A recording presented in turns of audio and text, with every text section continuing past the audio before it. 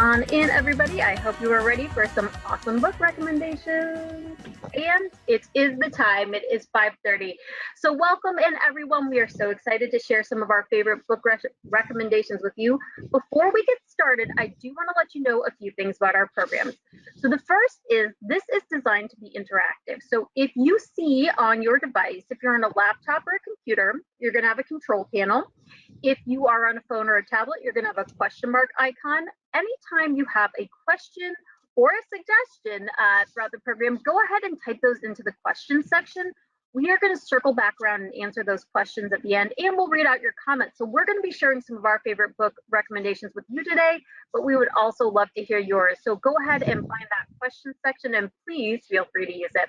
The second thing to let you know is that we are so happy you're with us live this afternoon, but we are also recording this program. So if there's anything we discussed that you want to go back and watch, or you want to share this with a friend who's interested in literature, please feel free to do so. You can find this on our library YouTube channel, which is Tampa Hills Lib on YouTube. You can just type that in, or you can go to our events page, hcplc.org/events, and it's going to have a section for pre-recorded events. You can just follow that link and it'll take you right to YouTube.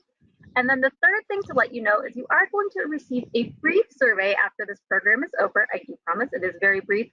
If you do have time to fill that out, we would really appreciate it, because your opinion helps inform us in how we plan and select future programs. Okay, that's a little overview of the programs. Let's go ahead and jump into this one. My name is Amanda, and I am here with... Hi, I'm James. And we are with the Tampa Hillsborough County Public Library. And today we're doing one of our favorite Readers Advisory programs, which is called Books That Changed My Life, in which we're going to share some of our favorite books around a specific topic. And today's topic is Hispanic Heritage Month. So we have selected all Latino and Hispanic authors to share with you today. We have some great recommendations coming up. And again, like I said, I hope to hear some of yours in the questions section. So let's go ahead and jump into our first book recommendation. And I'm going to go ahead and get started. We'll tell you which age group they're for. This is a series called Libros. These are actually board books. The series started in 2014, so they are not super old, but they are not extremely new. They're relatively new.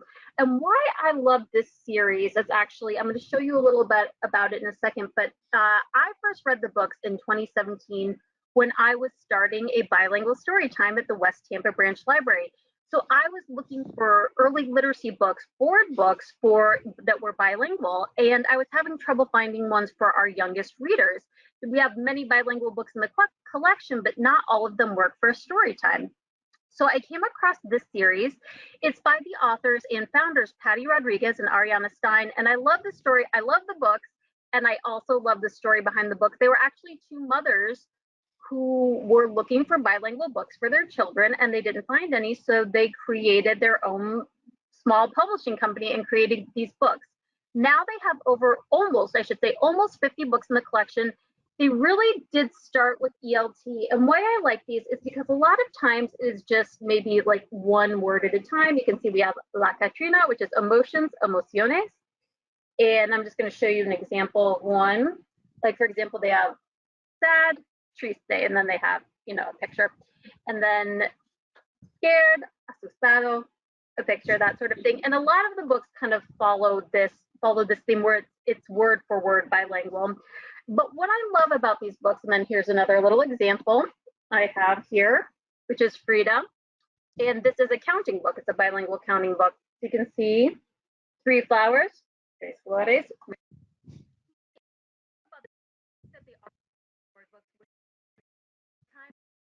Representation matters. They focus on places and the Hispanic and Latino world, figures, culture in the Hispanic and Latino world. You see we have Frida, there's Cantinflas, there's Richie Valens, there's La Llorona, all sorts of great things. But it is the topics you would want for a board book. So colors, numbers, counting, emotions, body parts. Really good. I really enjoy these books, sharing these books. If you are looking for a read-alike, I would also recommend the authors. Well, they're both author illustrators, both Latinas. One is Jen Arena. She's got books, Besos for Baby, a book of kisses. She's also got a really great book, Marta Big and Small. It's a book that compares opposites. And then Angela Dominguez is another great author illustrator, Latina author illustrator, who has just great picture books for kids. So that is our first recommendation. These are for, I would say these are for ages 2 to 5, 2 to 6-year-olds, maybe would be the ideal age for these books. Okay, and you can find these in our collection at hcplc.org/books. Unfortunately, we do not have any electronic versions, but these really are board books, so these are ones that you want to get hands on too. So we do have them in the physical collection. Okay, my next book is also for our young readers, and it is Alma and How She Got Her Name. And we also have in Spanish, the titles Alma y como tuve su nombre. I will make a point that we did point out that when we do have the book in English and Spanish, or English or Spanish, we will let you know. So this one we have in both languages. This is another great book that you can find. It's a picture book. It's a little bit for our older readers. It's by the author and illustrator Juana Martinez Neal from Candlewick Press. And it first came out in 2018, and I actually first read it last summer when we were doing, again, bilingual story time. I found this book for one of our story time themes. And why I really like it, because it's about, first of all, I think the illustrations are very pretty. They evoke, even though it's pink and kind of charcoal drawings, you can kind of see it's pink and charcoal. It kind of evokes that sepia old photograph, but I think it's still interesting. I think kids really still like the drawings because they have a lot of detail. And this is a story, and I'll just read her first name. Alma's first name is Alma Sofia Esperanza Jose Pura Candela is her name. And then she goes through with her father, and he tells her a little bit about each of her ancestors, or her bisabuelas, tias, her relatives that gave her name. And I think that's a really fun way to look at family heritage and cultural history. And it's a nice way to kind of open up a conversation with your young reader. Where did my name come from? Oh, maybe it came from a book. Maybe it came from family members. So I really enjoy this book. And this is, like I said, it's just a great read with, this is a great lap read where your little one can read with you and look down at the pictures and you can kind of discuss the book. So this is a really good book. I've enjoyed sharing with our young readers as well. And I will say some read-alikes for this book is, if you want to talk about Spanish naming customs, we have a really great bilingual book called Renee Has Two Last Names. Renee tiene dos apellidos. It's by the author, Renee Colato Lainez. She has some different books for children of this age. It's a little bit longer, so Renee Has Two Last Names is going to be a little bit more towards your elementary school age kids. But it's about a boy who moves from, I think, Honduras, maybe it is a Latin American country, to America. And they're doing a family tree project. And he explains why he has two last names instead of one last name, and how both sides of his family are important to him and give him the culture and skills and interests he has.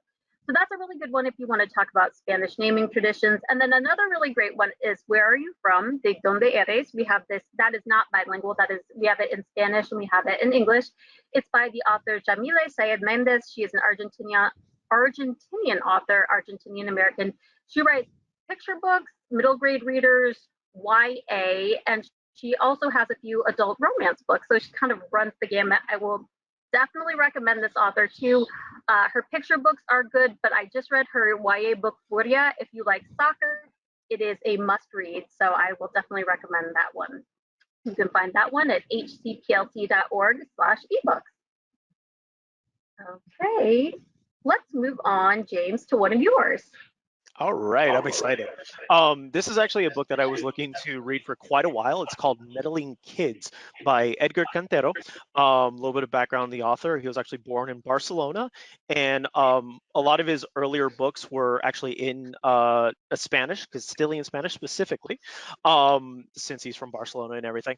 And Meddling Kids was one of the first ones that he actually wrote in English. So the premise of this is basically Scooby-Doo meets Lovecraft. So there's a gang of kids. When they're younger, they have a detective agency, like, you know, a little club and everything like that. They solve mysteries around their town, and they grow up, time passes, and as they get older, they come back to their town to solve a mystery that was kind of left unsolved from their past. Um, it was really, really fantastic. It has a whole bunch of, you know, the typical like Scooby-Doo tropes and everything like that. The villain in the mask and everything like that. The meddling kids gets mentioned quite often and everything. So if you're a fan of like horror and supernatural and stuff like that, this is a really, really great one for you. I actually also found out recently that there was a not a full sequel but a small sequel to this book that was actually released through the publisher. It's called The Meddler, and it's just a short story in a collection of short stories from the publisher, telling kind of what happened from like a reporter's perspective and everything like that. So they're like reporting on the plot of the book and everything, and it's super short. It's only like maybe like 30 pages or so, and is only released, like I said, directly from the publisher and everything. So if you go online, you could actually find it. It's still the same author, Cantero. The Meddler's what it's called. And a couple of read-alikes, Nigarith by Ivan Ledesma, another author from Spain. And in this one, it's a young girl gets involved with an incident with a demon and everything like that, and she wakes up with strange powers. So it's kind of her dealing with that. And then Mexican Gothic by Silvia Moreno-Garcia. In this particular one, after reading a frantic letter from her cousin, Noemi heads to the High Palace, which is a mysterious and distant house in the Mexican countryside. So she kind of tries to solve that sort of mystery and everything. So a couple of good ones for Very you. cool. I didn't know about that short story. I have also read this book. I really enjoy it. The kind of like that pop culture meets a little bit of horror thriller. I did read his first book as well. It's a little more on the Lovecraft side than the culture side, but he's a really interesting author. So I'm hoping we will definitely see more from him, and I will definitely check that out because he really did create quite a bit of a universe. I mean, it leans on that Scooby Doo verse, you know, type of universe in the Yeah. book, but there is a lot. It goes deep. It goes deep in like the story and the plot. So that's an And interesting all one. like the little like Easter eggs, if you're like a Scooby-Doo fan and everything Oh like that, yeah. like they're on the Zoinks River and everything. It's just like, oh, absolutely perfect. Perfect, So perfect. like, when you said the meddler, I thought it was going to be like the story of the villain, like the the person that is the villain. No, But no, no, no, no. Unfortunately, interesting. I haven't read it just yet, but I have it downloaded, so I can go ahead and read it next. Very cool. Well, I will check that out. Well, speaking of Sylvia Moreno-Garcia, she is actually my next author, and I've selected one book from her, but I will be honest, I really like all of her books. I really enjoy her style. So Sylvia Moreno-Garcia is a Mexican author. She now lives in Toronto. She also does write in English. The book I selected is Gods of Jade and Shadow, and this is not the first book I read from her, but this is the first one where I was like, where I knew, oh, I'm going to be following this author I'm going to be following this author's career. And since then, I've definitely recommended her books to many people. What I love about her writing is she dabbles in a lot of genres and she kind of mixes them together. So as we were saying, kind of with Edgar Cantero, how he had that mix of pop culture and kind of that Lovecraftian thriller horror, she is mixing elements of fantasy, historical fiction, often thriller, noir. I really like her noir books, which are a little more set based in reality. She's kind of mixing it all together. Mexican Gothic even had a little sci-fi in there, which is not my cup of tea, but I really like the way she used it. So Gods of Jade and Shadow is another one of those classic mixes from her that we get mixes, multi-genres from her. It's a historical fiction. It's kind of a jazz age 1920s Cinderella story set in Mexico City that also meets Mayan mythology, which was just a really good, it's also kind of a coming of age road journey story.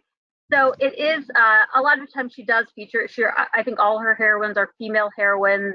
This is again a female heroine, kind of coming of age, coming into her own.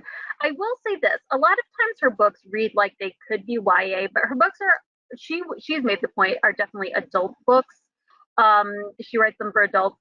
She's got one. Her latest one is called Velvet with the Night. It just came out. We talked about Mexican Gothic. We actually had her last year as an author. She came for a virtual visit, and Nice. she did a very interesting presentation, not just about her book, but about Gothic literature in general. and kind of the history and how she's played into that. So that was a really illuminating book. Again, this one I really enjoy. It had more of the, again, the historical fiction and the fantasy, but all her books I have enjoyed. This one came out, Gods of Jade and Shadow, came out in 2019. And I also read it in 2019. I was on the wait list when it was when we had it on order. Oh, you were So ready. I was ready. I was ready for it. I was going through the catalog. You can find this. We do have this in physical and the digital collection, and also on audiobook, which is one of my favorite ways to read. I call it ear reading, but you can find it at httplc.org/ebooks. And then if you are looking for some read-alikes, one we have coming up is Lobizona by Romina Garber, and I do want to shout her out because Romina Garber is going to be taking part in Team Lit Fest. So if you are watching this before, I believe she will be here on October 21st as part of Team Lit Fest. You can also go to hcplc.org/events and find our full listing of authors who will be here for Team Lit Fest. Lobizona is one. It takes place in Argentina, and it kind of reminds me of this book in that it mixes in mythology. It's got some werewolf mythology in there. That one is solidly a YA book, I will point out. And then another book, if you're looking, because this takes place in 1920s Mexico, if you are looking for kind of a historical book taking place in Mexico, I would recommend The Hummingbird's Daughter by Luis Alberto Urrea. He writes both historical fiction and contemporary. Both are very good. He is Mexican American author. He writes a lot to that experience. The Hummingbird's Daughter is kind of a sweeping epic history in Mexico, and it also has a sequel, I believe. We have those available at hcplc.org/ebooks as well.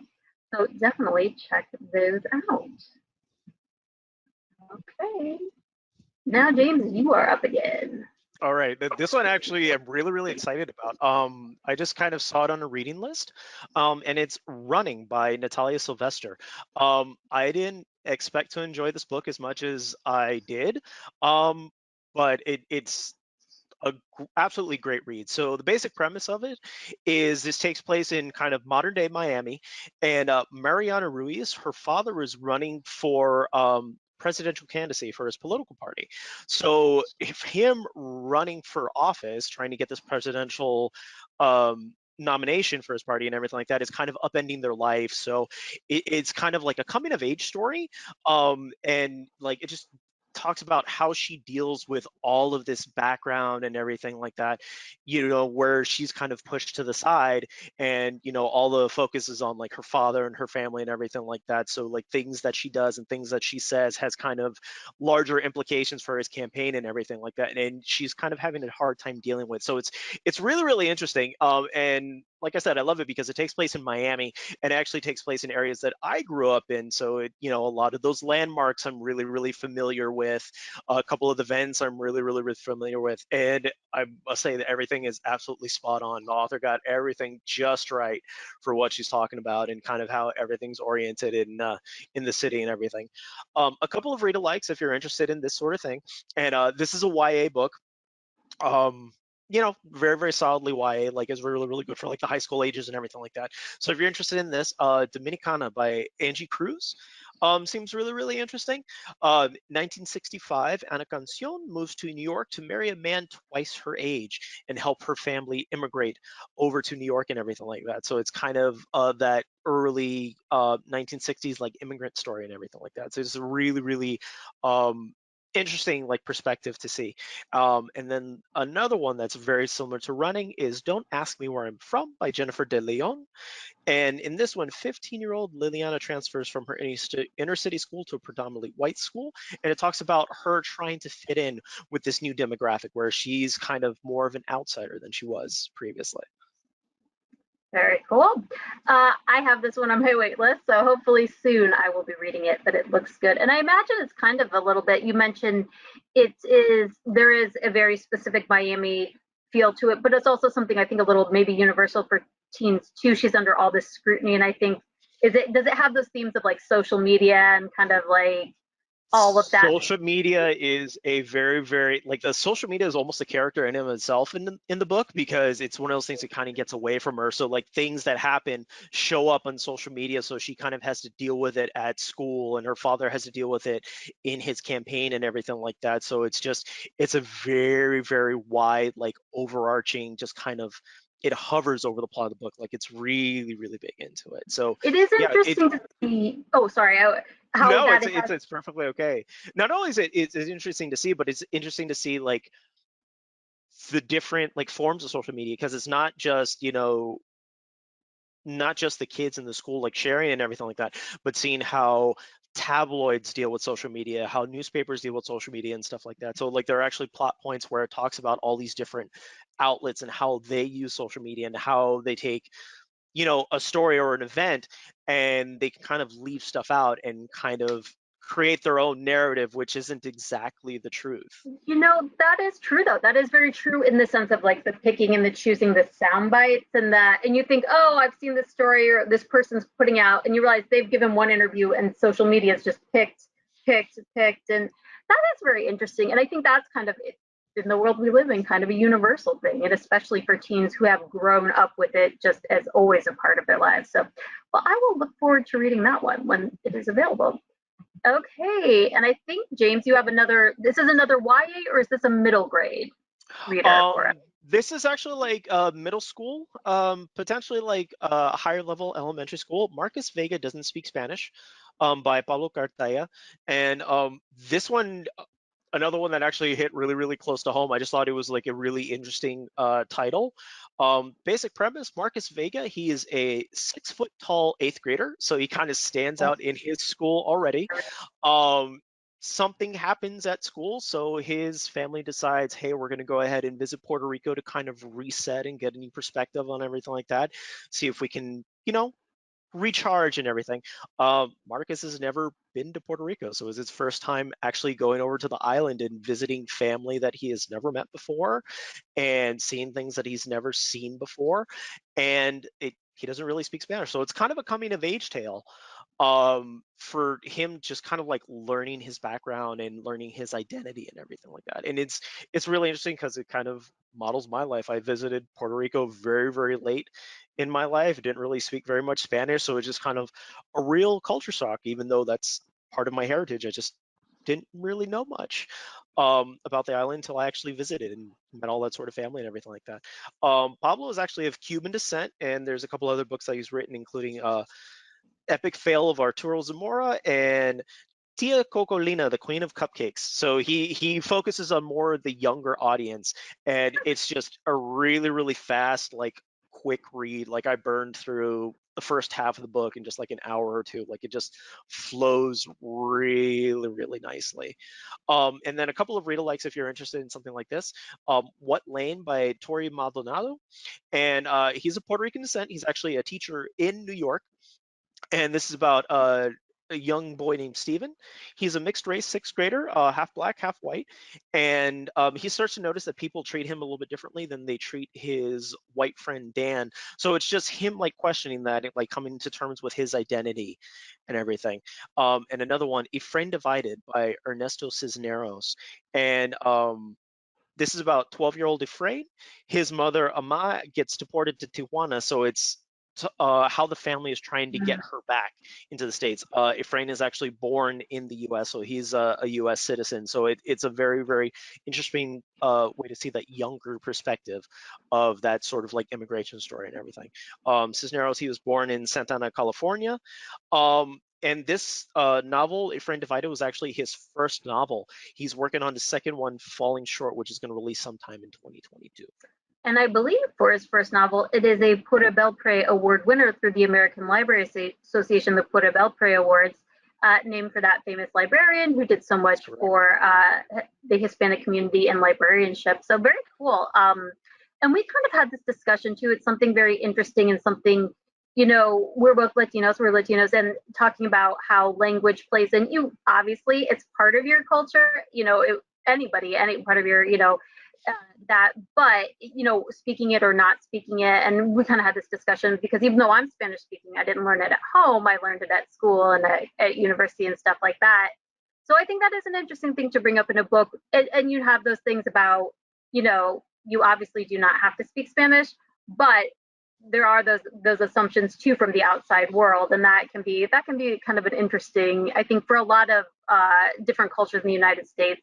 A lot of there is that, if there is the assumption that you might or might not, or if you do or if you don't, and it's one of those interesting things. So I look forward to reading that book as well. That looks like a good one. Okay. And we are running out of time, but we are going to close on one of my favorite books of all time. This is by the also Catalan, the late, unfortunately, Spanish author who just passed away last year, Carlos Ruiz Zafon. This is probably his most famous book, La Sombra del Viento, The Shadow of the Wind.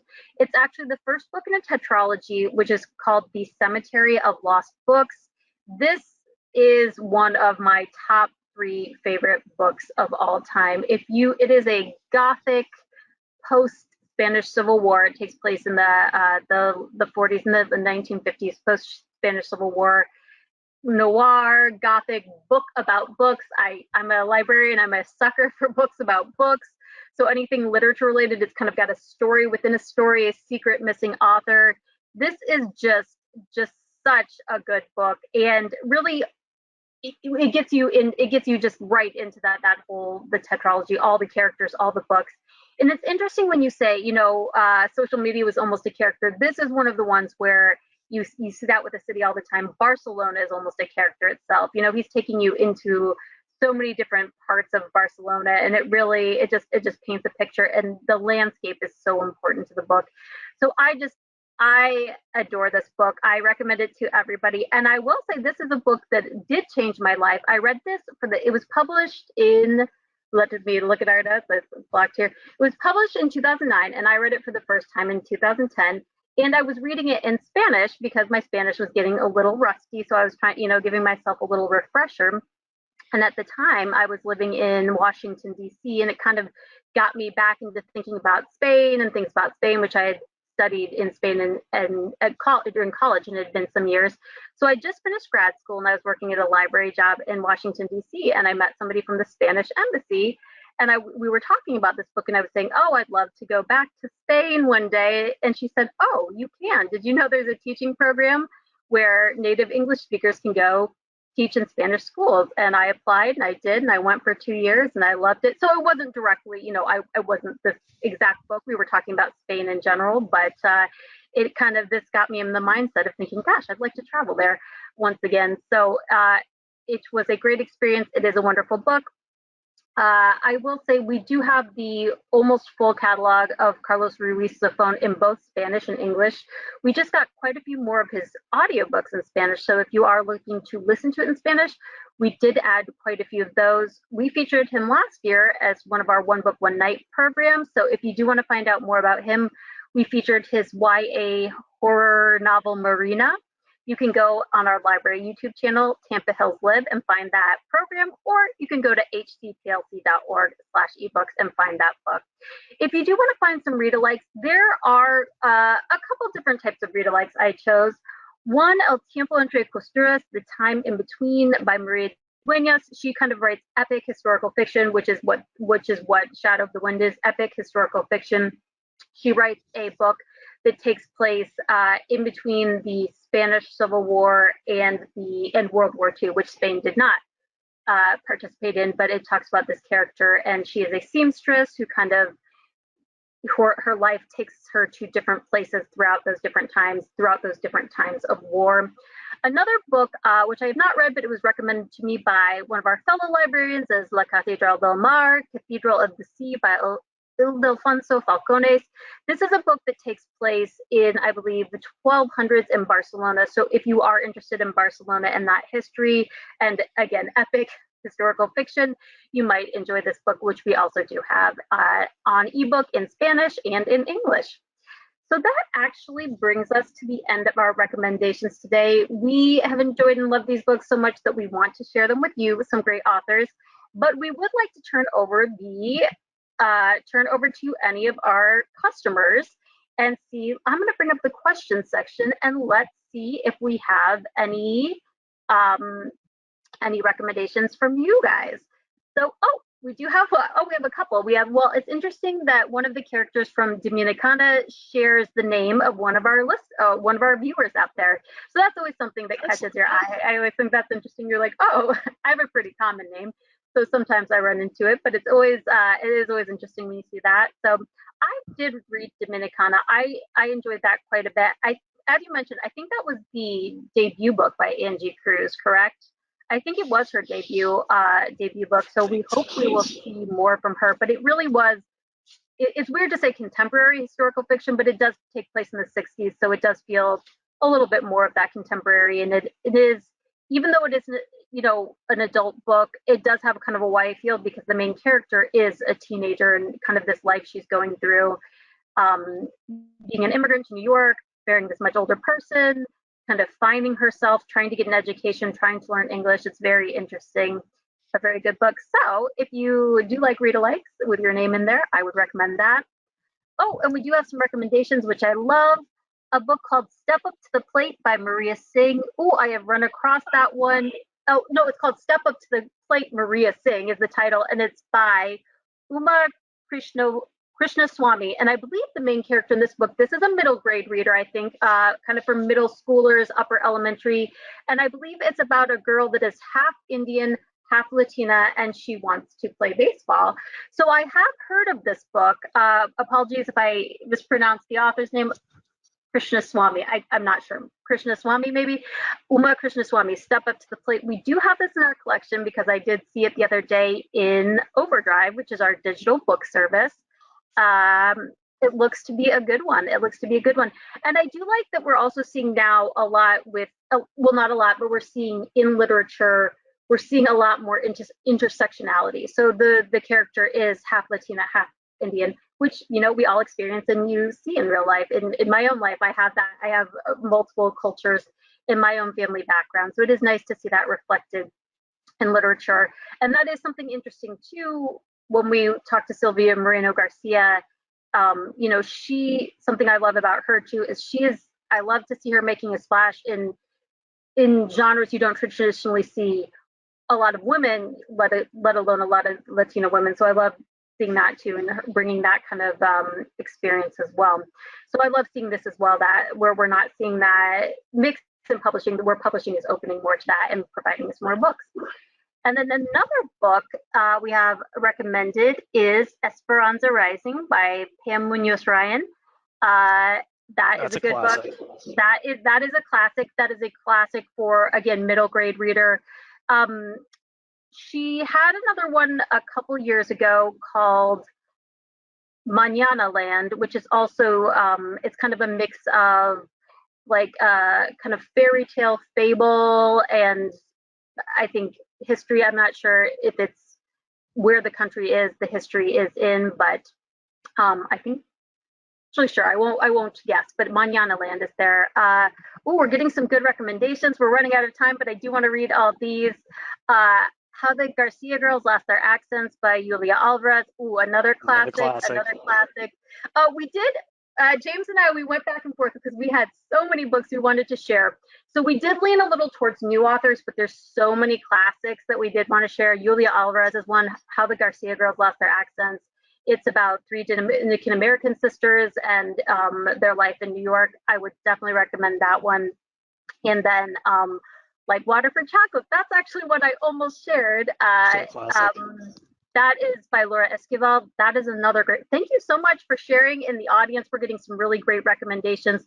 Like Water for Chocolate is another really good one. It is a magical realism set in the, I think it is the turn of the century Mexico. I think it's the 1900s in Mexico, and it's a very like earthy, sensual mix of like it's that magical realism. This story of this girl who kind of her family story and she has to care for her mother, but she has a true love. And it also mixes in a lot of recipes, and each chapter started with a recipe, which is very interesting. And the recipe kind of relates to what happens in the chapter. That is actually a really good book. Of course, we can't say magical realism without talking about Gabriel Garcia Marquez, 100 Years of Solitude.